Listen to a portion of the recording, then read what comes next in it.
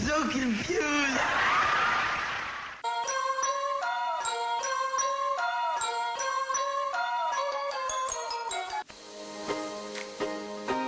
Welcome to Pimpy's Investment Chat, where we keep investment talk simple. And here's your host, Pimpy.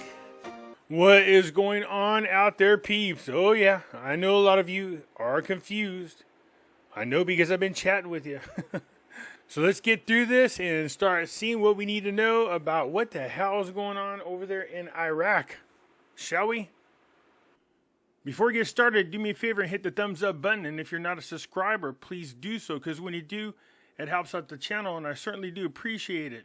You can follow me over on other platforms. I do have my own group over on Facebook called Pimpy's Investment Chat.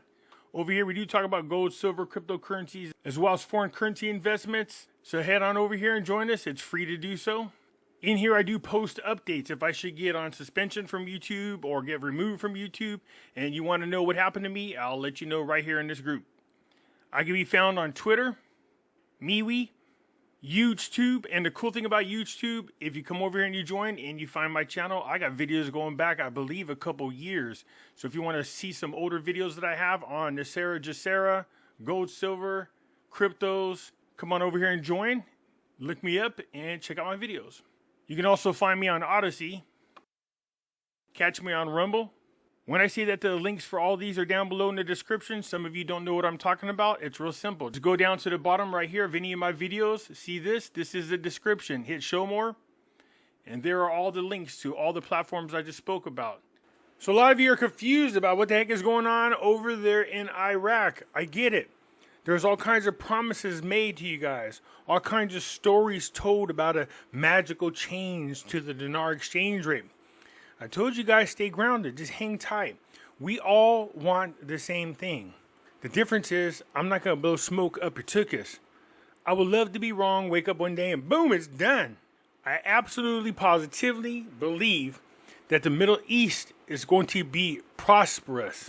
I absolutely believe that the Iraqi Dinar is going to be a huge part of that. But having said that, let's deal with where we are today. Putin's Sudanese visit to Moscow will be fruitful and come at the right time. I bet it will. But this also could be why it is that the Biden administration is putting a clampdown on Iraq with U.S. dollars. So Putin welcomed the upcoming visit of the Prime Minister al-Sudani. Putin said in a press statement that he would discuss with the Sudanese security in the region and inside Iraq, stressing his confidence that the visit will be fruitful and come at the right time. Now here's something I want you to think about. Putin is entertaining world leaders in Russia. They're trying to tell us that, ooh, man, Ukraine is kicking Russia's butt. If they were kicking their butt, then you wouldn't see Putin entertaining anything.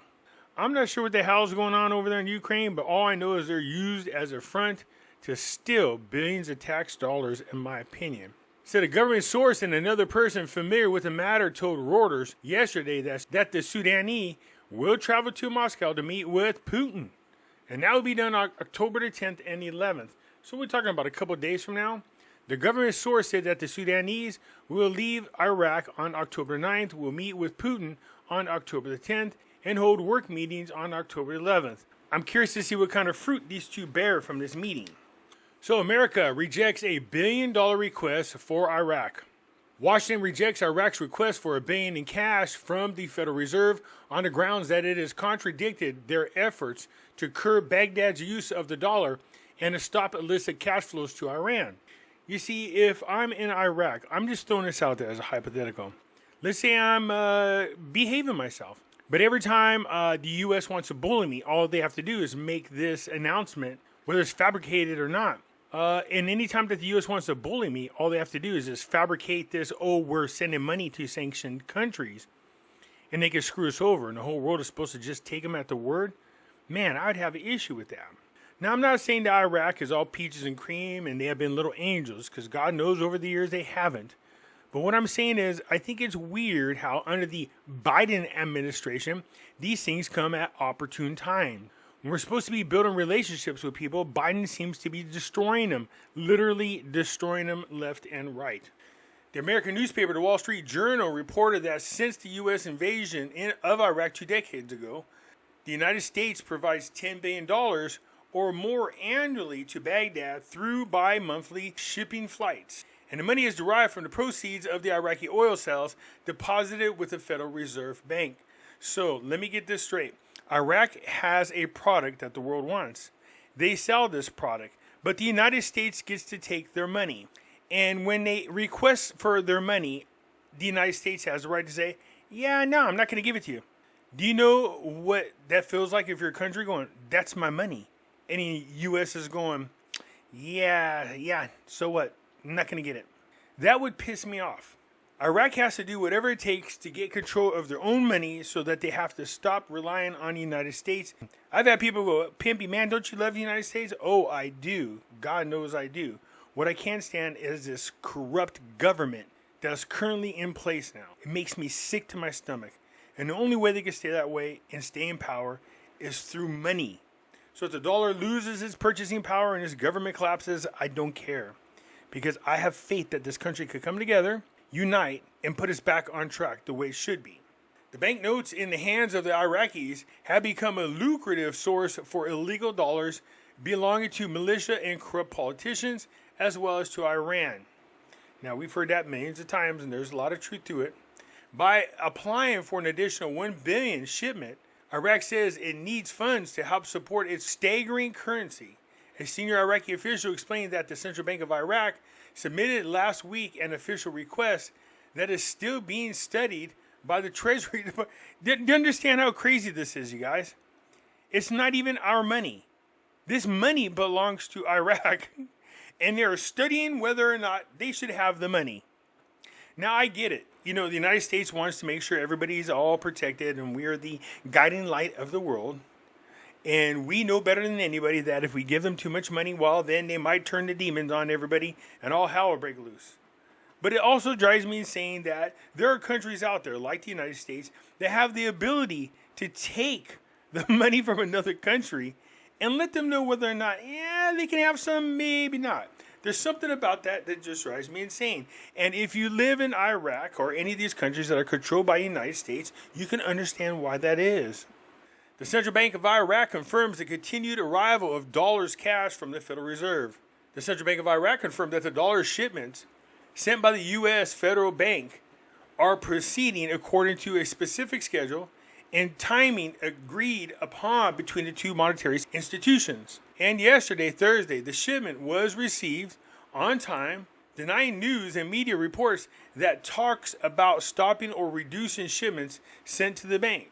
The Central Bank of Iraq called on the media to be accurate in publishing information related to the monetary policies in Iraq and to take it from its approved sources through the official website and official accounts on social media. Citizens gather in Erbil amid soaring U.S. dollar exchange rate. Residents in Erbil congregated outside banking establishments moments ago, stirred into action by a sharp surge in the exchange rate of the U.S. dollar. And yes, I know you guys, I did. You guys sent me a video of somebody thinking this is good. No, you don't want the U.S. dollar to surge. You want the Iraqi dollar to surge. The news agency correspondents reported that the exchange rate surged to 1,587 dinars for every dollar, while the buying rate remained at 1,560 dinars for every dollar. So people are slightly panicking and trying to get their money out of the bank is what it sounds like. Fearing the Fed's threats, dollar to disappear from Iraq markets next year amid rising concerns. So if you are an investor in the Iraqi Dinar, this is good news for you. If you are a person who lives in the United States, that's not what you want. Countries after country, de-dollarizing. That means our dollar starts to lose its purchasing power. Look, all this is planned. I keep saying this to Obama administration, but let's be honest. This is Obama's third term. He's hoping to get through this term and then find a way to get Michelle in there for 2 terms so they can have 5, and who knows from there. This is the same way Obama ran the country when he was in office. Biden is doing the same thing. As a matter of fact, like 75% of his cabinets are all former Obama holdovers. It's like he's trying to destroy this country from the inside out and is pretty close to being successful.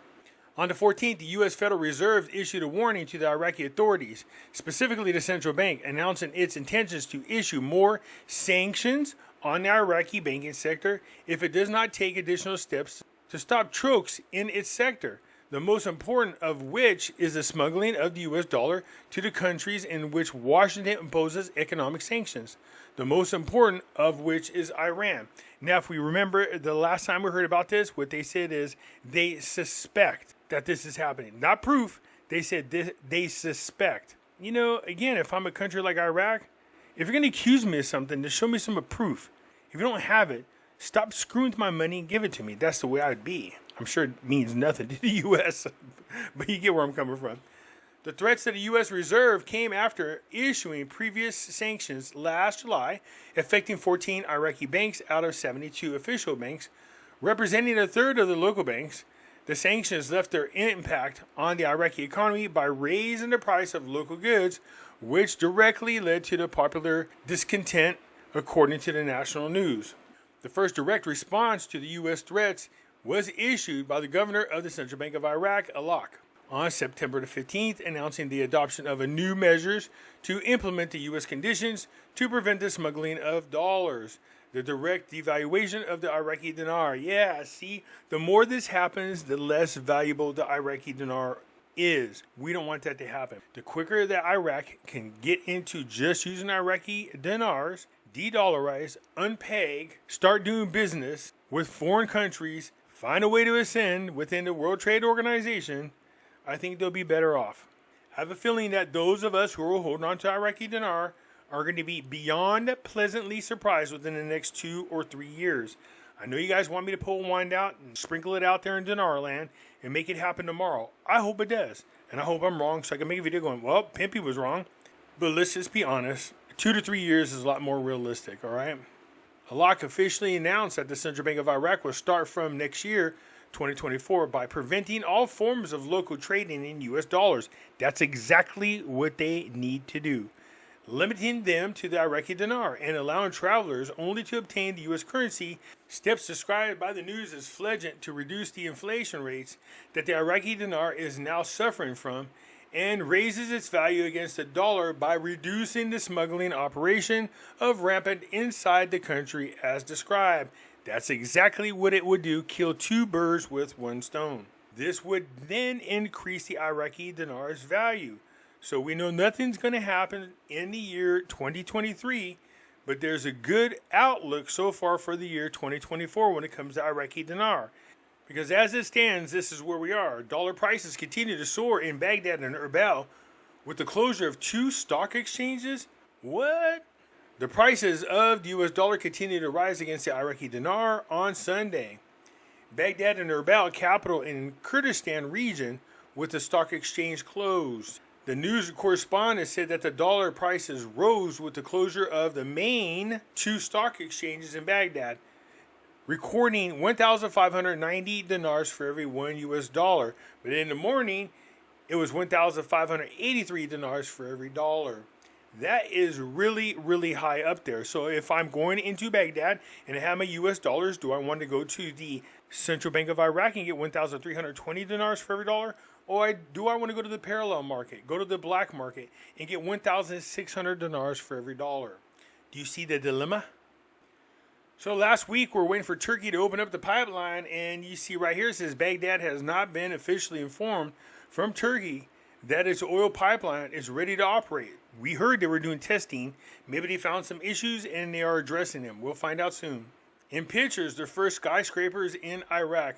You guys, just take a quick look at these beautiful pictures. This is supposed to be the future of Iraq, if they can just get it together over there. Now, I do want to go to Iraq. I'm not kidding. I do. I want to go visit. I know it sounds scary, but I actually want to go. A dollar transfer will no longer be withdrawn in cash. Financial experts explain chaos in Baghdad banks.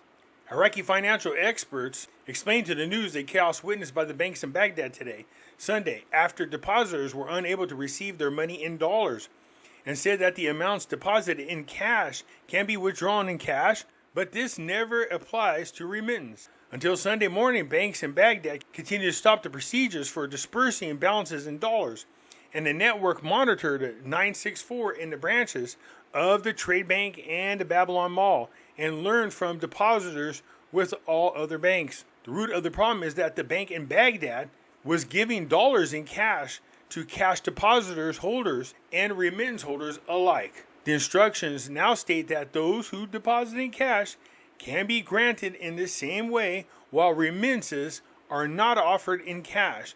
They can be sent to people anywhere or in a way according to their decisions. That's why banks are unable to adequately cope with dollar draws.